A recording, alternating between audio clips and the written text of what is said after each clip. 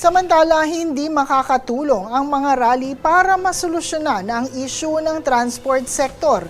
Ayon sa palasyo, lalo lamang nahihirapan ang mga commuter sa ganitong gawain at ang kailangan ay ang pag-uusap at negosasyon. Ayon kay Yusek Castro, mas maganda na magkaroon ng maayos na dialogo. Muli, ang nais ng gobyerno, ang nais ng pamahalaan ay pag-uusap, negosasyon, makita kung ano ang daing, at kung meron mang magkakaroon ng transport rally, hindi po kasi ito ang tugon, hindi ito ang sagot sa mga ganitong klaseng issue dahil mas mahihirapan lang din po ang ating mga commuters sa gagawin ganitong klaseng aksyon.